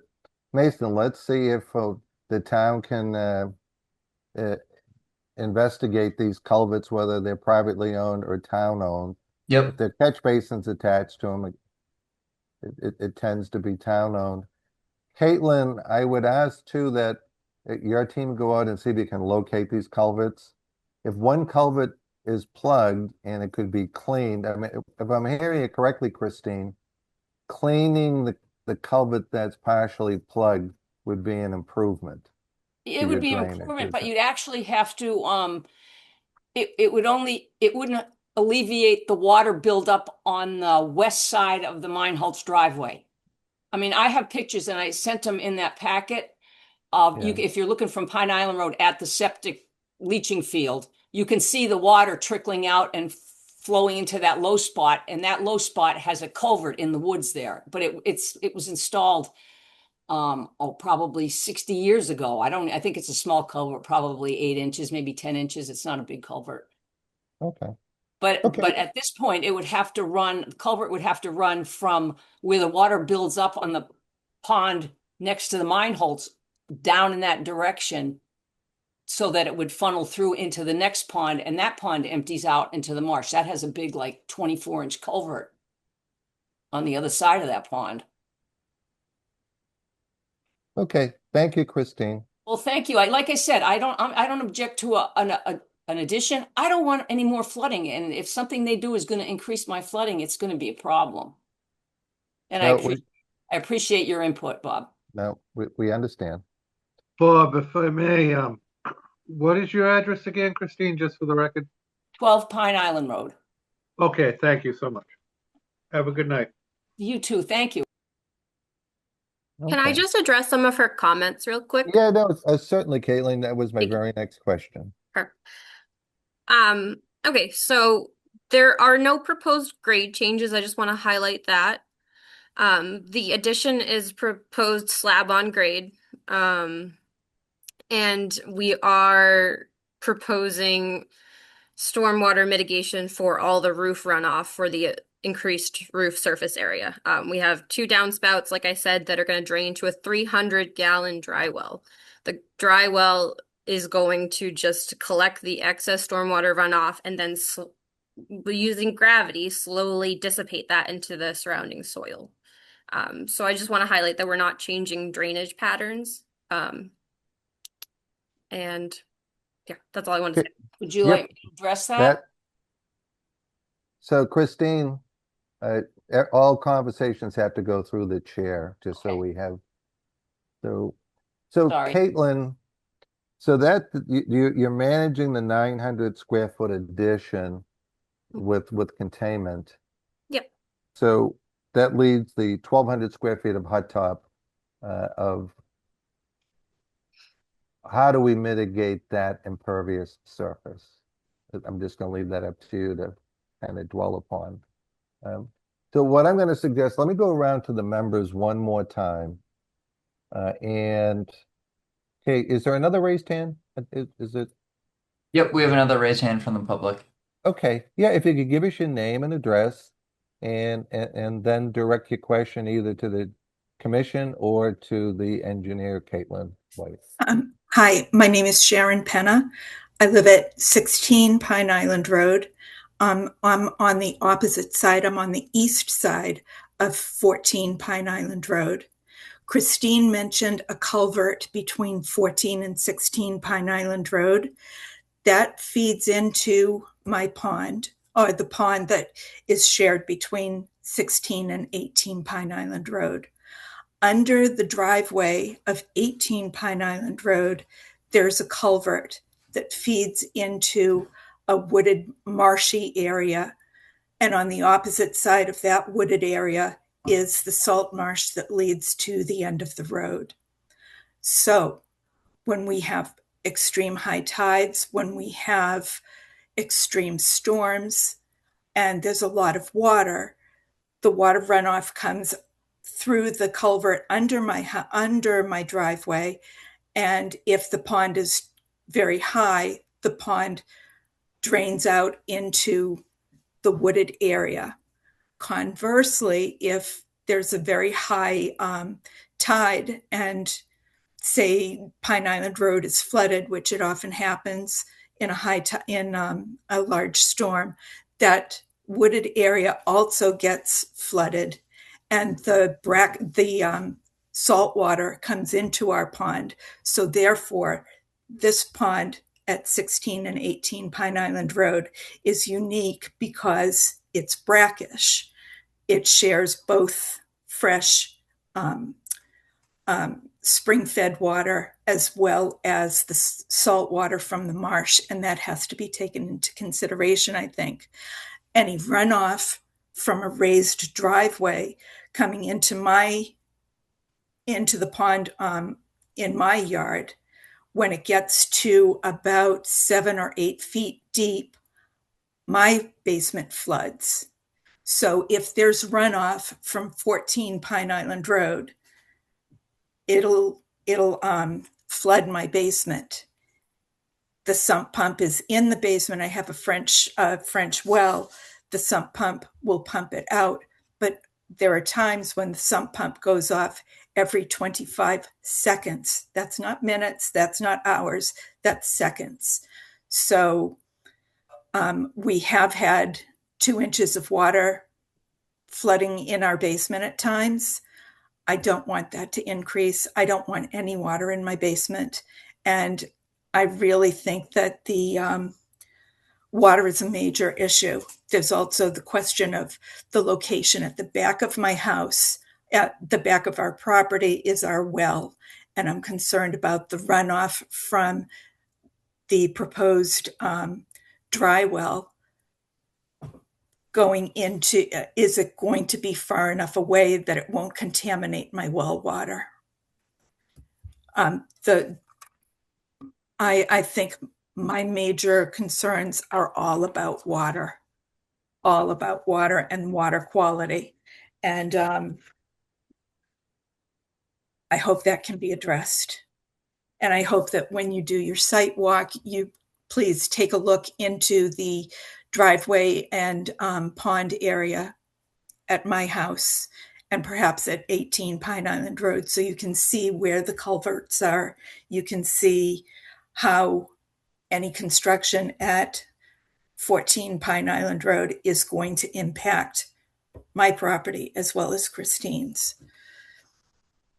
Yeah, I think we have a clear picture of what your concerns are. And I can imagine with king tides, if you've got brackish water, when the marsh backs up, it's groundwater changes. So I think the issue, Caitlin, that I'm seeing is how do you mitigate runoff on the 1,200 square feet of hot top? Is it putting a French drain on one side so it does not run off and it just becomes so I think that's something you're going to have to think about. So Yep, I'll convey these concerns to the engineers so they can okay. address. Yeah. All right, so we're going to do a site walk. Mason, you're going to check with the DPW. Yep. On these culverts to see what is private and what is town owned. And even the private lots, I can see if we have any old filings with there to see if there's previous approval for that drain pipe, and if there isn't, we can look into that accordingly. I mean, 14 isn't generating water, it's just going to be how it's dissipating off its property.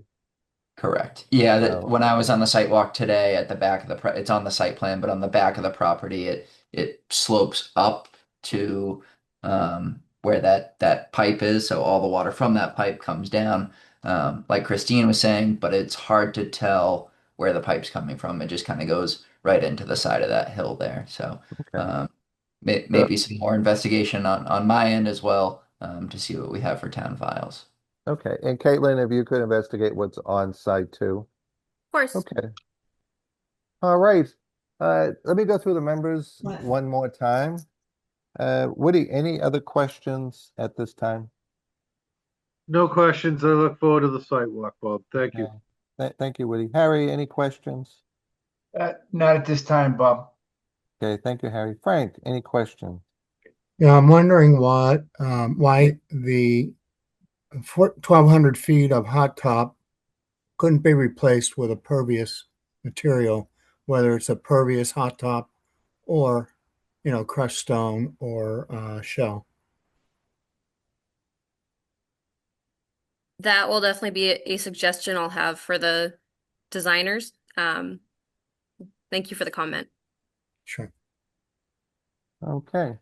All right, how about, what is the date next Tuesday? We typically do site inspections the Tuesday following our meeting.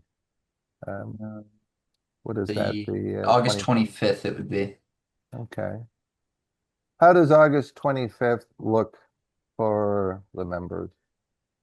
And Caitlin, your availability? Do you guys do site walks during the day or do you do them after business We hours? we usually do them 8 o'clock in the morning Love that. just to get it. Well, we all have real jobs too, so uh, typically we try to catch them on at 8 o'clock if possible. So why don't we do this? Why don't we schedule a site walk for August 25th at 8 a.m., 14 Pine Island Road. And Mason, bring the file, bring the pictures, Yep. and I think we'll see if we can figure this out on site. Okay. Alrighty. So Caitlin, at this point, you're going to request a continuance to September 1st. Yes, please. Yep. I would like to move to the first. Okay. I will entertain a motion to continue this public hearing to September 1st at the applicant's request. So moved. Second, Okay, roll call, all in favor. Woody, yes. Harry, Yes. Frank, Yes. and Bob Connors votes yes. Okay, so continue to 9/1/26, site walk 8/25/26 at 8 a.m. Okay, thank you, everyone. Thank you. Okay, Nick, I think you're back. Thank you, Bob, for taking that one. Very interesting. So yeah, I think our last on our agenda, this is new public hearings and notices of intent. There is no official DEP file number, but it's 23 Downfall Road. The applicant is submitting a notice of intent for the construction of two single family homes. Mason, can you provide us with an update? Yep. So just the DEP comments on why they haven't issued a file number yet. It says a list of all the homeowners is needed. All owners must sign the NOI, and they can't issue it until a list of the owners has been emailed to the NERO office. So that if you haven't seen that on the portal yet, I'm happy to send over those technical comments from the state. As of right now, just a project history for everyone. We had approved a ORAD for this property in April of this year, confirming the BVW on site. I believe Frank, Mary, and I went out to the site to review the wetland line. That was approved, and now they're in front of us for the construction of two single-family houses, driveways, and garages.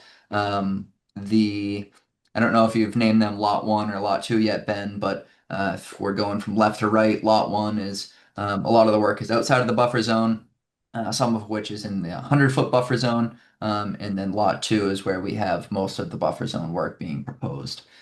This is going to be in front of the planning board as well, I believe, on their September 2nd meeting for review of the dividing of the lot. And my suggestion on this would be have the applicant stake out maybe the corners of the driveway, the house, and the garage for both sites. We can schedule a site walk and give them time to get the needed approval from the planning board as well. Okay, thank you, Mason. Is there anyone here representing the project? It's me, Ben Osgood, Ranger Engineering Group. Hi, Ben. Where it is, we don't have a DP file number yet, but it is in a public hearing where it was advertised. We'll allow you a brief moment here to provide your comments and insight into the project. Okay, want me to share my screen? That'd be great.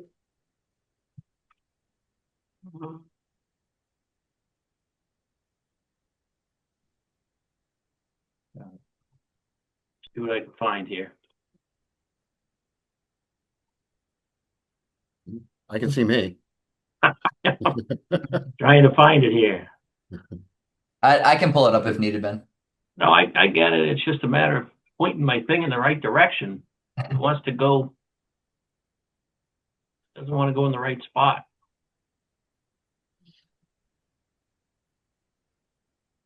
Well, maybe you can bring it up. It doesn't Yep, give me I'll pull it up. I got it right here. choice to, I guess, because I'm on Chrome and my documents are opened in Edge. Chrome's probably saying, we're not opening that.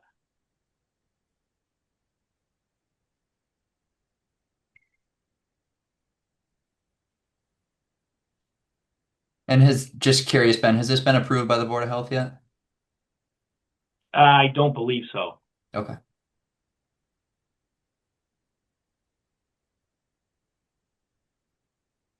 Right, so this is the property. Down at the bottom of the plan, that's Downfall Road. The property is the left property line. Over here, you have Avery Woodworth. Little drafting error that needs to be corrected. Butter on that side, and the property line over here on the right. That's where the wetlands are. There is off property to the right, a intermittent stream that crosses under Downfall Road. We've done test pits at the front of the property. We're going to divide the property into 2 lots. It has frontage, an area, an upland area to do this. Septic systems are at the front of the property. High water tables, so they're raised up. Houses sit behind the septic systems. As Mason said, the house on the left, which is lot 1, is pretty much out of the buffer zone. The house itself is just touching the buffer zone. Lot 2 is entirely within the buffer zone. Driveway, right there it is. Driveway is on the left side of lot 1. It's on the right side of lot 2, which allows us to kind of grade those 2 septic systems together. They are mounted systems out in the front. These houses would be more of a walkout style in the back. There you go. And as I said, they have been submitted to the Board of Health. I have not received word that they are approved. But, you know, I think the approval, they will come. We did go to the planning board. We filed hoping to be on the agenda before your meeting, and they wanted some changes, and I just couldn't get the changes in time to make the meeting. So we're postponed to the 2nd. So, you know, we do use a retaining wall on the right side to keep the house away from the buffer zone, or keep the grading out of the wetlands. The house itself, I believe that says about 23 feet away from the edge of the wetlands. We do have erosion control running along. We tried to keep a 5 or 6 foot buffer between the wetlands and the erosion control. Everything but the driveways will be grass. And that's it. Okay. Well, there's no DEP file number. Right. Right now, we'll continue. Usually don't, we'll wait till you have a DEP file number before we officially raise questions or open questions to the public. And so right now, requesting a continuance to would be our September 2nd or September 1st. September 1st. September 1st. Yeah, and I would just say, Ben, it's pretty standard for us to do a site walk for new notice of intent. For especially new developed lots, it may be nice to have everything staked out. So if that's something that the commission will likely request on the meeting on the 1st, just giving you a heads up now, it gives you some time to prepare. Right. Yeah. Nope, I heard that loud and clear. We'll get them staked. Awesome. The property was, for the most part, lot 1 has been cleared. Before we did any work there, I think, I don't know when it was done. I think the owner did it at some point. Just took all the trees off of it. Yeah, the homeowner had come in previously to talk about tree removal outside of the buffer zone. And so we reviewed that on site, and it's consistent with where the 100-foot buffer, outside of where the 100-foot buffer is marked. Right. So that it is easy to walk out on the lot, and you know, Lot 2 is a little more wooded. Yep. All right. So, well, thank you, Ben. Appreciate your input. Thanks, Mason. Yep. So I'll entertain a motion to continue to our next meeting in September 1st. So moved. Second? All right. All in favor? Woody, Yes. Harry, Yes. and Frank, Yes. and Bob, Yes. and Mick Brown votes yes. Okay. Thank you. Thank you, Ben. Appreciate your time. We'll see you on the 2nd. All right. All right. So that brings us to the end of our agenda here, with the exception of any staff reports, updates. Mason? I do not have any staff reports or updates at this time. I think, Bob, you had sent out an email on the changes to the law. Is that what you were referring to earlier? Yes, actually, Mason, town council had sent out a memorandum on this. I don't know if I had forwarded it to you or you had received it. But I had talked to the chairman of the ZBA, and then reading the actual law, it has changed the dynamic of the overlay district, where that applicants have been required to have no more than a 20% footprint, regardless of setback to the property line, or a floor area ratio of 25% of the lot. Under the new law, as I read it, and as the town council has, as I decipher town council's memorandum, property owners can now build to the property line.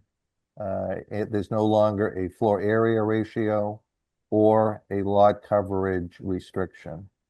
You just comply with setbacks. So on Plum Island, setbacks, as I recall, are 10-foot side setbacks, 20-foot front, and 30-foot rear. So it gives someone the ability to utilize, to have a little bigger house, or add a second floor. I think what we'll probably start to encounter is a lot of one-story structures on small lots will then come before us for an RDA, for upward expansion. They'll no longer be required to go to the ZBA for a determination. It'll be these are all by right now. So it cleans up some of the confusion there's been a kind of an outcry to update the overlay district because it's pretty prohibitive to a point of almost taking away constitutional use to your property. So the state on their own accord addressed this. Now they kind of snuck it in the budget. The state typically now, rather than have a separate legislative act identifying this, they add a line to the budget. Their $60 billion budget, when it's approved, becomes law. So kind of how they did the ADA, same thing, Mick. Adding a dwelling unit, it became by right no longer. There's no special permitting required. It doesn't negate compliance with wetland protection, but it's no longer an issue on lot coverage, or the size of the structure is limited just to normal setbacks. In height, Bob? The height remains the same at 35 feet to the median height of the roof. Yeah. Which is what all other lots in Newbury and Byfield can do. They can build up to their property lines. Excuse me, not up to their property, up to their setback lines. Right. And have 2.5, 3 stories. So Bob, that's going to open up by people trying to put decks on, right? It provides an opportunity where let's just say right now, if you put a 10 by 10 deck on your property, you're going to come before us because of impacts to the resource, but it no longer will go to the ZBA for a determination. If it exceeds lot coverage or upward expansion exceeds the allowed floor area ratio within the PIOD. So it's going to make a lot of these single-story ranches likely to become garrisons or colonials. Yeah. I actually have a unrelated question, but just to give everyone a heads up, I did put that information that Bob had sent over in our 818 folder under a folder that says zoning updates, if anyone's curious at looking at the language on that. I did have something I wanted to bring up to the board just for a question. I had an applicant reach out today asking, down Plum Island, when we approve crushed stone or pea stone or crushed shell or things like that, previously has the commission granted any sort of site pack below that, or is that something that we just recommend be put right on top over the sand? Yeah, typically site pack's been it's really been more prohibited from a DEP standpoint. That if that showed up on a plan, that most likely would become identified during the DEP review and under comments. So I think the issue has been site pack is so dense that its porosity is minimized, and where crushed stone or seashells really has no impact on porosity or runoff. Yeah. Gotcha. I think I'd read some interpretations, Bob. It's nearly considered impervious, right? Yeah, the difference between hot top and site pack, again, I'm not an engineer, but that's my understanding. I think Mason could verify that for us, though. That'd probably be the best way to go. I know there has been it's been a question, and site pack has not been allowed, which typically means that DEP has flagged it on previous comments on other orders of conditions. But I think a good homework for Mason to follow up on and find out. Yeah, thank you for that. That was helpful. Yeah. I don't think I have any other updates at this time.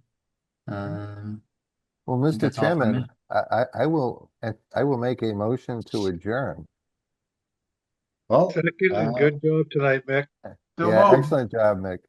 You're a Yeah, pro, great Mick. job, You're a Mick. pro now. I appreciate your patience as I fumble through my first chair meetings. So. We had a very full agenda, and it's 8:05, and we've been chit-chatting for 15 minutes. So for a while there, I thought you were going to beat Mary's record on the quickest meeting, but Got to move along. I got shit to do, Bob. yeah. Great No, job. thank you all Mick. for your patience and your help, Bob. Thank you for your help, Mason. You did a great job, The Mick. pre-briefing was clutch. The work you put into that I really appreciate it. Yeah, Big of help. course. And for any of the members, I did it when Bob was chair and did it with Mick today. But if any of you guys have any questions during the week or even want to call a half hour before the meeting, sometimes it's easier to talk before the meeting than it is during to kind of relay the facts. So feel free to reach out at any time. Very helpful. I appreciate it. Thank you all. So we will call this meeting adjourned. Aye. Aye. Paul? All All right. Thank you. Folks, have a good night. See you Appreciate guys. it.